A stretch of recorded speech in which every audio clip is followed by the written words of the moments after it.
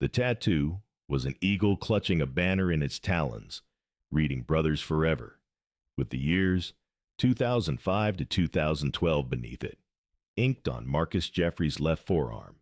17 years ago, in a shop outside Fort Bragg, the night before his fourth deployment, when 8 men got matching eagles as a permanent promise that they belonged to each other no matter what happened overseas.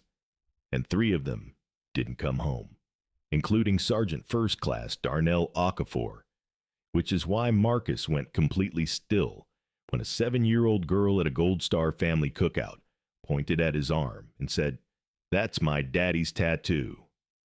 And he looked down into Darnell's eyes, staring back at him from his daughter's face. What happened after Marcus knelt down and told Imani he had served with her father after weekly dinners became a video of Darnell's voice that Imani watched 47 times. After the Iron Covenant became her family, and 5 surviving unit members traveled across the country to share every story they had. After a 14-year-old got her own eagle tattoo with "Still Flying" beneath it, and an 18-year-old enlisted to serve like her daddy did, proved that promises made in tattoo parlors and battlefields extend to the families left behind, that children deserve to know who their parents were, and that some connections are just waiting to be found. The tattoo was an eagle clutching a banner in its talons. The banner read, "Brothers Forever," with the years 2005 to 2012 beneath it, and the eagle's wings spread across the inside of Marcus Jeffries' left forearm. The ink faded now, but still clear enough to read if you knew what you were looking at. Marcus was 53 years old. He had gotten that tattoo 17 years ago, in a shop outside Fort Bragg, the night before his fourth deployment. 8 men had gotten the same design that night, matching eagles with matching banners, a permanent reminder that they belonged to each other no matter what happened overseas. 3 of those men hadn't come home. One of them was Sergeant First Class Darnell Okafor. Marcus thought about Darnell often, especially on days like this one, when the Iron Covenant MC hosted their annual community cookout for military families. The club was mostly veterans, men who had served and survived and found brotherhood again on 2 wheels. They raised money for Gold Star families, visited VA hospitals, did the work that needed doing for people who had given everything. Today's cookout was at Riverside Park. Burgers and hot dogs and a bouncy castle for the kids. Families milled around, some laughing, some carrying the quiet weight of loss. Marcus worked the grill, flipping patties, trying not to think too hard about the ones who should be here and weren't. He didn't notice the little girl until she was standing right next to him. She was maybe 7, with braids pulled back in a ponytail, and eyes that seemed too serious for her face. She was staring at his arm, at the eagle tattoo, with an intensity that made Marcus pause mid-flip. "That's my daddy's tattoo," she said. Marcus went still. The spatula stopped moving. The sounds of the cookout faded into background noise.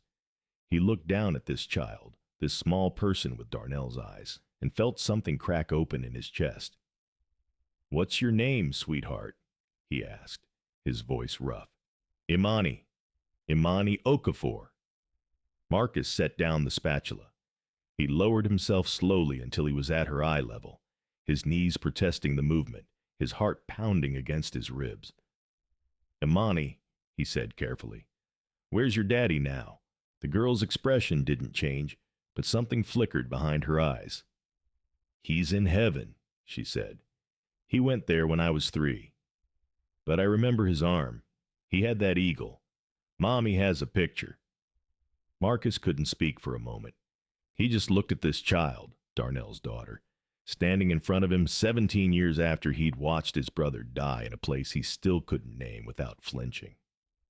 "I knew your daddy," he finally managed. "We served together. We got these tattoos at the same time, the same night, at the same shop." Imani's eyes went wide. You knew my daddy? I knew him, Marcus confirmed. He was my brother. Hit subscribe if you believe that some connections are meant to be found. Comment the name of your city and share this with someone who needs to know that the people who love the ones we lost are still out there, carrying their memory. Imani's mother was named Zora. She found them 10 minutes later, her daughter and this stranger in a leather vest kneeling by the grill, both of them crying quietly, while burgers charred forgotten on the flames. Imani, baby, what? Zora stopped when she saw Marcus's arm, when she saw the tattoo, when she recognized what she was looking at. Her hand went to her mouth. Marcus stood up, wiping his eyes, trying to find words that didn't exist. Ma'am, I'm Marcus Jeffries. I served with your husband. I was there when... He couldn't finish. Zora's eyes filled with tears. She looked at the tattoo, at this man who carried the same mark her husband had carried, at this piece of Darnell she had never known existed. He talked about you, she whispered. The guys who got tattoos before deployment. He said you all promised to look out for each other's families if anything happened. Marcus nodded slowly. We did. I'm sorry it took me so long to find you. I didn't know where you moved after. The army gave me an address, but it was old, and I thought... He stopped himself. Excuses didn't matter. What mattered was that Darnell's daughter was standing in front of him with her father's eyes. And he had a promise to keep that was 17 years overdue. I'm here now, he said, if you'll let me be.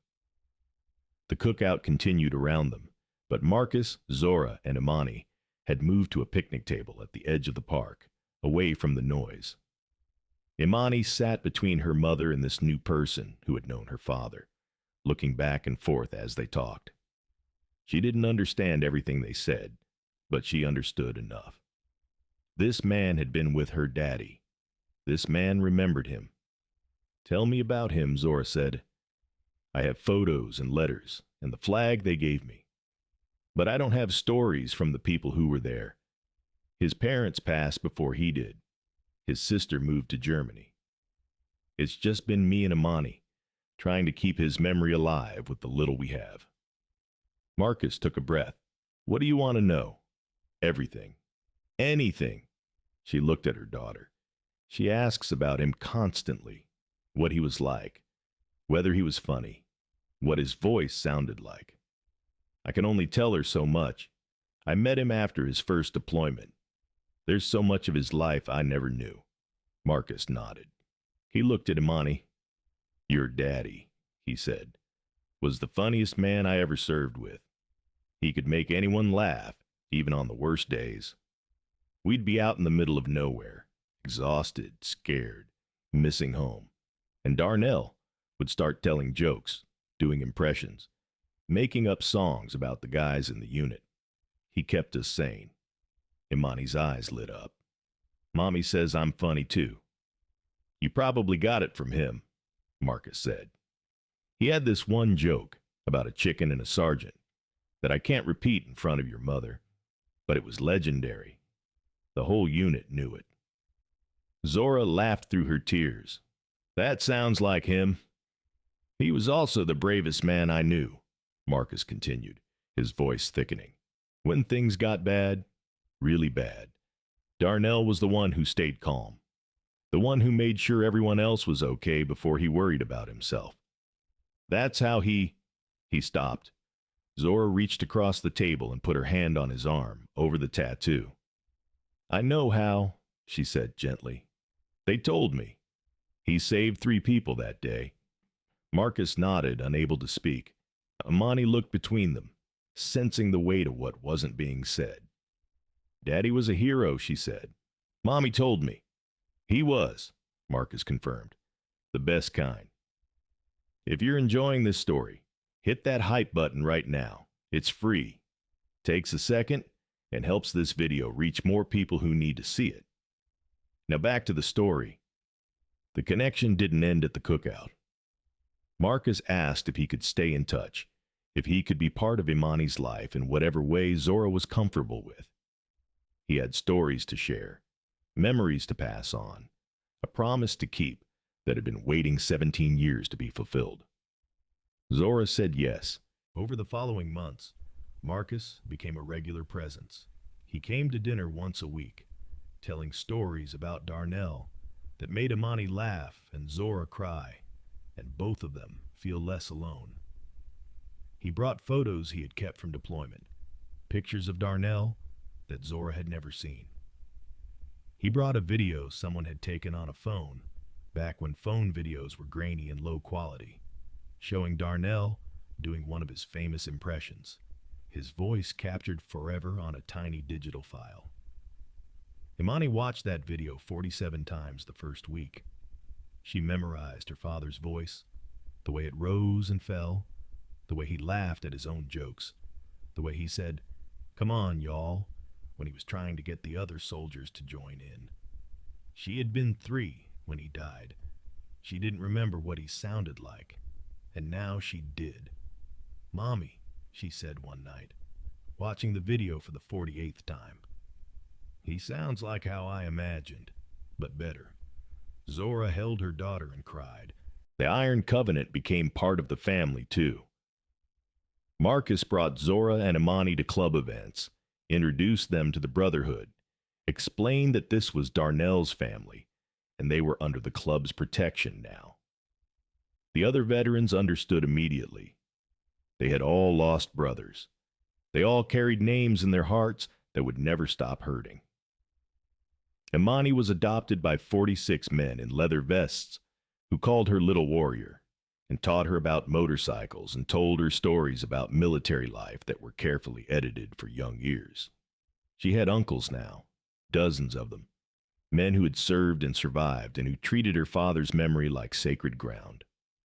One of them, a man named Terrence, who had served in a different unit but knew the bond of brotherhood, started teaching Imani to draw. She was talented, it turned out, and she used that talent to create portraits of her father from the photos Marcus had brought. She drew him young, in uniform, smiling.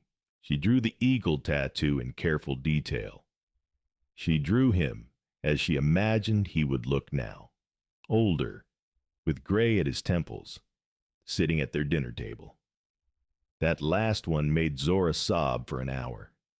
"It's okay, Mommy," Imani said, climbing into her lap. "Now we know what he would look like if he came back." If Bike Diaries has become part of your week, consider joining the channel membership. Just a couple bucks a month keeps these stories coming. Links below. And hit that hype button if you haven't already. Now back to the story. The first anniversary of their meeting came with a ceremony. Marcus had been planning it for months, working with the Iron Covenant and the other survivors from his unit. They gathered at the park where he and Imani had first connected, the same pavilion, the same grill, the same spot where a 7-year-old girl had pointed at a tattoo and changed everything. But this time, there were more people. The 5 surviving members of Marcus's unit had traveled from across the country. They brought their families, their stories, their matching tattoos, faded to varying degrees but still visible, still meaningful. They had all made the same promise 17 years ago, to look out for each other's families. Today, they were keeping it together. Imani stood at the center of the gathering, surrounded by men who had served with her father, who had loved him, who carried him in their skin and their hearts. One by one, they told her stories. Jackson told her about the time Darnell had adopted a stray dog overseas and hidden it from the commanding officer for 3 weeks. Rodriguez told her about the letters Darnell wrote home, how he talked about Zora constantly, how he couldn't wait to meet the baby that was coming. Chen told her about the night they got the tattoos, how Darnell had cried after, not from the pain, but from the emotion of making a permanent promise to his brothers. Marcus told her about the last day. He told her carefully, in terms a child could understand, about how her father had been brave, how he had protected his brothers, how he had made sure everyone else got out before thinking about himself. He told her that Darnell's last words had been about her, about the daughter he had only known for 3 years, but loved more than anything in the world. "Tell her I tried to come home," Darnell had said. "Tell her I wanted to see who she'd become." Imani was crying, but she wasn't sad. She was full, overflowing with a father she had barely known, but who was becoming real to her through the voices of the men who had loved him. "I wish I remembered him better," she said. Marcus knelt down, just like he had that first day at the cookout. "You will now," he said. "We're going to make sure of it. Every story we have, every memory, every joke, and every song, and every moment we shared with him, it all belongs to you. That's what we promised." That's what he wanted. He touched the eagle tattoo on his arm. "This means we're family," he said. "Not by blood, but by bond. Your daddy was my brother. That makes you my niece. And I'm never going to let you forget who he was." The years passed, and Imani grew. She grew with Marcus at every birthday, every school event, every milestone. She grew with the iron covenant surrounding her, a family forged from loss and love. She grew with stories of her father, filling in the gaps that 3-year-old memories couldn't cover, until Darnell Okafor became as real to her as if he had been there all along. At 10, she gave a speech at a Gold Star family event, talking about what it meant to lose a father she barely remembered and find a family that made sure she never forgot him. At 12, she decided she wanted to serve, like her daddy, like Uncle Marcus, like all the men who had become her uncles through tattoos and promises. At 14, she got her first tattoo. It was small, hidden on her ankle, where it wouldn't cause problems at school. An eagle, like the one on Marcus's arm, like the one her father had worn, but smaller, personalized, with the dates of her father's birth and death, and the words still flying beneath them. Zora cried when she saw it. Marcus cried too. "It's so I carry him with me," Imani explained, "like you do." Marcus hugged her, this girl who had pointed at his arm 7 years ago and changed his life. "He would be so proud of you," he said, "so incredibly proud." The high school graduation was on a Saturday in June. Imani Okafor walked across the stage in her cap and gown, diploma in hand, to the sound of 46 bikers in leather vests cheering from the back of the auditorium. Her mother was in the front row, crying. Marcus was beside Zora, crying too. After the ceremony, they gathered in the parking lot for photos. Imani stood between her mother and Marcus, surrounded by the Iron Covenant, surrounded by family. Someone asked who all these people were. Imani smiled. "They're my dad's brothers," she said. "They promised to look out for me, and they have, every single day." She looked at Marcus. "I'm going to do it," she said. "I'm going to enlist. I want to serve like he did. I want to make him proud." Marcus felt his heart swell and break at the same time. "You already make him proud," he said, "every single day. But if that's what you want to do, we'll be here, just like we promised." He touched his tattoo, faded now after 24 years, but still visible, still meaningful. "Brothers forever," he said. Imani touched her ankle, where her own eagle was hidden beneath her graduation gown. "Brothers forever," she repeated.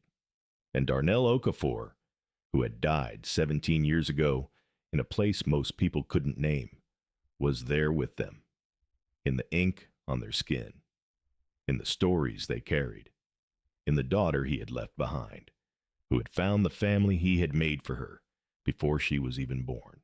Thank you for watching this story about a 7-year-old girl who pointed at a stranger's tattoo and said her daddy had the same one, and the biker who went still because he knew exactly whose daughter she was. It was inspired by the thousands of Gold Star children who grow up without their parents, searching for connections to the lives their parents lived. If you know a Gold Star family, reach out. Share your stories. Keep their loved ones' memory alive. The people who served with our fallen heroes carry memories that no one else has. And those memories belong to the families left behind. TAPS, the Tragedy Assistance Program for Survivors, provides support for Gold Star families. Gold Star family organizations offer community and resources. If you served with someone who didn't come home, consider reaching out to their family. You might be carrying exactly what they need. Subscribe to Bike Diaries. Hit that hype button to boost this video. And if you want to support what we do, the membership link is below. Share this with everyone who needs to remember that promises to fallen brothers include their families, that children deserve to know who their parents were, and that sometimes a tattoo can be a bridge across 17 years of silence. Imani Okafor is 21 now. She enlisted at 18, completed her training, and is currently serving her first deployment. She calls Marcus every week, and he tells her more stories about her father, keeping the memory alive across continents and time zones. Marcus Jeffries is 57. He still rides with the Iron Covenant, still attends every Gold Star family event, still looks for the children of his fallen brothers. He has found 3 more since Imani, keeping promises that were made in tattoo parlors and battlefields decades ago. The eagle tattoo is faded now, but it still means what it always meant: brothers forever. And forever includes the ones they left behind.